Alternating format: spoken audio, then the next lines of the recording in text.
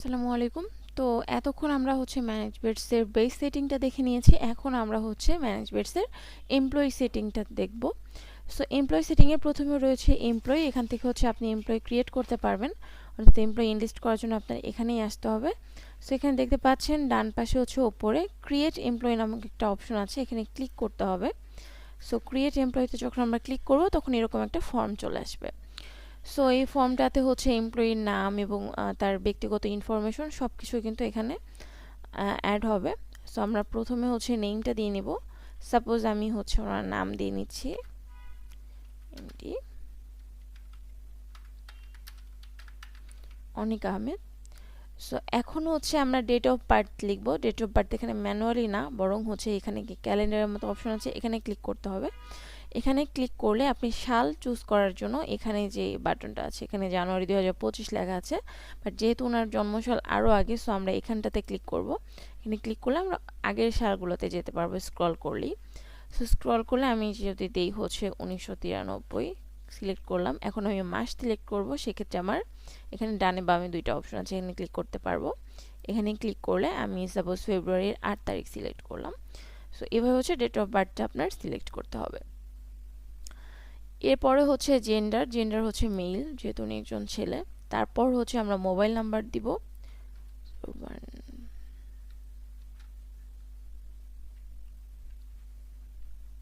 এখান থেকে আমরা মোবাইল নাম্বারটা দিয়ে দিব।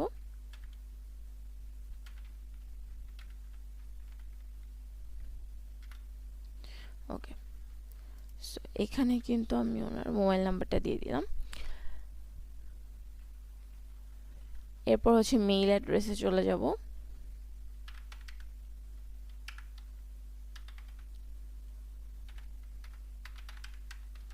সো আমি আমার মেইল অ্যাড্রেসটা দিয়ে দিলাম। এখন এখান থেকে কান্ট্রি সিলেক্ট করবো, অর্থাৎ তিনি কোন দেশের বাসিন্দা। যেহেতু বাংলাদেশ, তো আমি এখানে বাংলাদেশ সিলেক্ট করে দিলাম। এরপর স্টেট, অর্থাৎ এখানে আপনি জেলার নামটা ব্যবহার করতে পারবেন, বিভাগের নামটা ব্যবহার করতে পারবেন। ঢাকা বিভাগ দিয়ে দিচ্ছি। তারপর জেলার নাম, সিটির এখানে আমি এখানটাতেও ঢাকায় সিলেক্ট করবো, আপনি চাইলে অন্য কোনো জেলা সিলেক্ট করতে পারেন।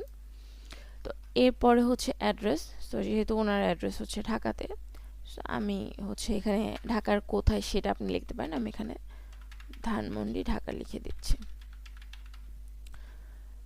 এখানে আপনি চাইলে আরও ব্রিফ অ্যাড্রেস দিতে পারেন। সো এখানে আমার এমপ্লয়ি কিন্তু পার্সোনাল ইনফরমেশন দেওয়া হয়ে গেল। এরপরে তার এমপ্লয়ি ইনফো, অর্থাৎ সে আপনার প্রতিষ্ঠানে কোন অবস্থানে রয়েছে, কোন ডিপার্টমেন্টে, এই জিনিসগুলো এখান থেকে সেট করতে হবে। সো এখন প্রথমে রয়েছে ডিপার্টমেন্ট। সো আমরা যদি এখানে ক্লিক করি, এখানে আমাদের ডিপার্টমেন্টগুলো আগেই আমরা ক্রিয়েট করে রেখেছিলাম। সেখান থেকে সাপোজ ওনাকে আমি মার্কেটিং ডিপার্টমেন্টে সিলেক্ট করলাম। তারপর ওনার ডেজিগনেশন। এখন ওনার ডেজিগনেশন কি হবে? ডেজিগনেশন অনেকে রয়েছে, যেহেতু মার্কেটিং অপশন রয়েছে মার্কেটিং ডিপার্টমেন্টে, সো ওনাকে মার্কেটিং ম্যানেজার পদে আমি ডেজিগনেশনটা যেহেতু আগে সেট করা আছে, সেখান থেকে চুজ করলাম। সো এই কারণেই কিন্তু আপনার অ্যাসেন্ডিং ওয়েতে উপর থেকে সেট করে আসতে হবে। এরপর রোল, ওনার রোলটা কি, সেই ক্ষেত্রেও আমরা কিন্তু এখানে সিলেক্ট করব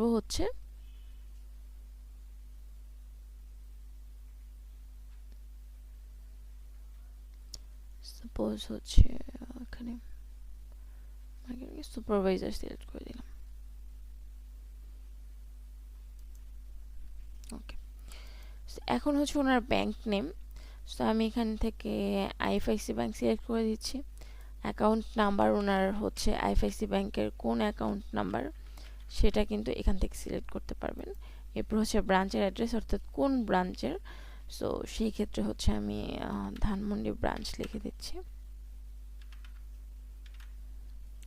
এরপর জয়েনিং ডেট, অর্থাৎ কত তারিখে আপনার হোটেলে তিনি জয়েন করেছেন, সেটা এখান থেকে সিলেক্ট করার জন্য কিন্তু ক্যালেন্ডারে যেতে হবে।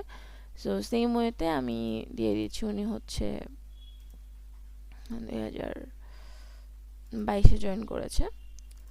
22-এর এখান থেকে আমি মাস সিলেক্ট করতে পারবো। এভাবে আমি মার্চের 18 তারিখ সিলেক্ট করে দিলাম। এখন ওনার অ্যাটেন্ডেন্স কার্ড আইডি। সো সেই ক্ষেত্রে ওনার আইডি কার্ডের নাম্বারটা আমি দিয়ে দিব। এখানে আপনি যে কয় ডিজিটের আইডি কার্ড, সেই টাইপ করবেন। এরপর হচ্ছে এমপ্লয়মেন্ট স্ট্যাটাস, যেহেতু সে অ্যাক্টিভ অর্থাৎ এখনও কর্মরত রয়েছে তাই হচ্ছে অ্যাক্টিভ থাকবে। পরবর্তীতে যদি সে এমপ্লয়ি হচ্ছে আপনার কর্মরত না থাকে সেক্ষেত্রে আপনি ইনঅ্যাক্টিভ করে দিতে পারবেন, সেক্ষেত্রে সেটা আর এমপ্লয়ি লিস্টে শো করবে না। তো এখন হচ্ছে ডেসক্রিপশন, ওনার বিষয়ে যদি বিস্তারিত কিছু লিখতে চান সেক্ষেত্রে ডেসক্রিপশনে এখানে কিছু লিখতে পারেন। আমি এখানে জাস্ট ওনার নাম অ্যান্ড হচ্ছে অ্যাড্রেস লিখে দিচ্ছি।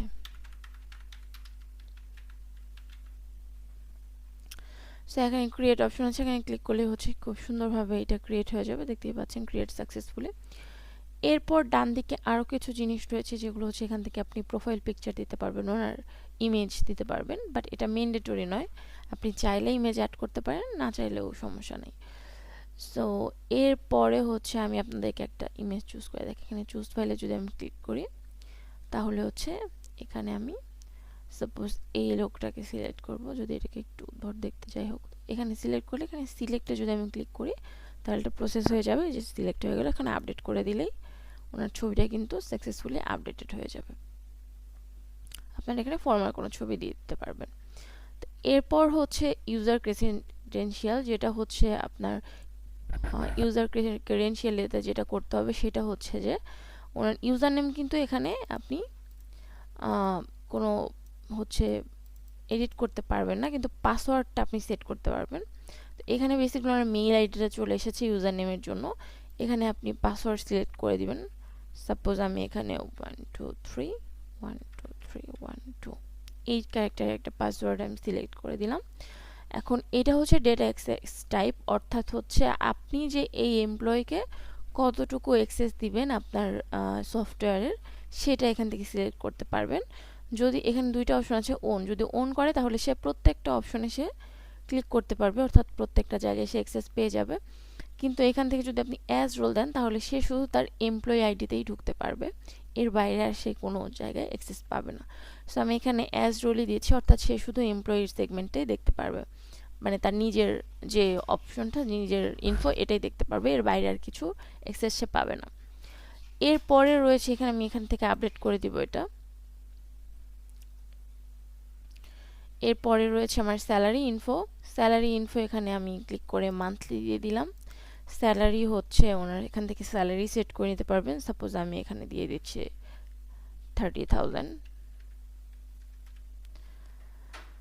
তো এটা, এরপর হচ্ছে আপনি এখানে অ্যাডিশন ডিডাকশন যদি মোবাইল বিল অর সামথিং থাকে সেই জিনিসগুলো এখানে কিন্তু অ্যাড অথবা ডিডাক্ট করতে পারবেন। এটা আমি এখন করছি না, এটা যদি আপনি চান তাহলে হচ্ছে অ্যাড করতে পারবেন, অথবা কোনো ডিডাক্ট ট্যাক্স থাকলে সেটা কিন্তু ডিডাক্ট এখানে অ্যাড করে দিলে ডিডাক্ট হয়ে যাবে। এরপরে আমি সরাসরি এখানে ক্রিয়েট বাটনে ক্লিক করে দিব, অ্যান্ড ক্রিয়েটে ক্লিক করলে কিন্তু আমার সাকসেসফুলি এমপ্লয়ি তৈরি করা হয়ে যাবে। এখন যেটা করতে হবে, আপনি এখন যদি হচ্ছে আমরা এখানে আমরা ফর্মটা দেখতে পাচ্ছি, এখন আমি যদি এমপ্লয়ের এই অপশনটাতে এসে ক্লিক করি তাহলে কিন্তু আমি দেখতে পারবো, এই যে দেখতেই পাচ্ছেন প্রথমে মিস্টার অনিক আহমেদের কিন্তু এটা তৈরি হয়ে গেছে। এবার হচ্ছে এটা যদি ভিউ করতে চান সেক্ষেত্রে এই যে এখানে চোখের মতো যে অপশন, এখানে ক্লিক করবেন, এখান থেকে কিন্তু আপনি ওনার পরিপূর্ণ অ্যাড্রেস সব কিছু কিন্তু ভিউ করতে পারবেন। হ্যাঁ, ডিসক্রিপশন, অ্যাড্রেস অ্যান্ড যা যা আছে, অর্থাৎ যে ইনফরমেশনগুলো দিয়ে আমি স্টার্ট করেছি সব কিছু আপনি দেখতে পারবেন। এবং হচ্ছে আমি যদি ব্যাকে যাই সেক্ষেত্রে এখানে আপনি এডিট করতে পারবো, এডিট করার মতন অপশন রয়েছে, অথবা আমি চাইলে এই এমপ্লয়িকে যদি আমি ডিলিট করে দিতে চাই সেক্ষেত্রে এখান থেকে ডিলিট অপশনে ক্লিক করলে ডিলিট হয়ে যাবে। সো এইভাবে হচ্ছে আপনি এমপ্লয়ি ক্রিয়েট করতে পারবেন। ধন্যবাদ সবাইকে।